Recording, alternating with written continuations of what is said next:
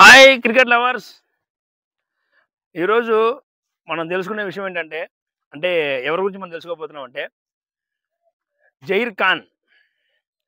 ఈరోజు మనం జహీర్ ఖాన్ గురించి తెలుసుకోబోతున్నాం.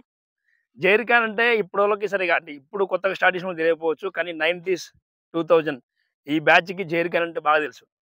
ఎందుకంటే ఆ టైంలో జహీర్ ఖాన్ లాంటి బౌలింగ్ యాక్షన్ ఎవరికీ లేదు.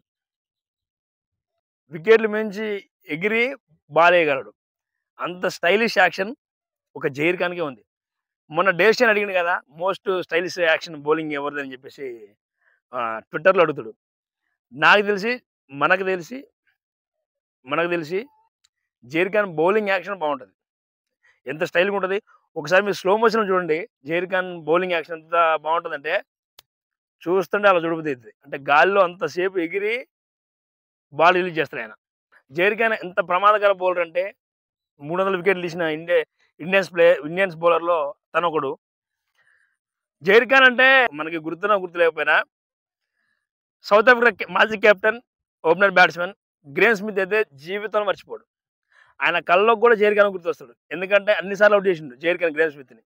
సో, మనం మర్చిపోయిన జహీర్ ఖాన్ అయితే గ్రేమ్ స్మిత్ మర్చిపోడు.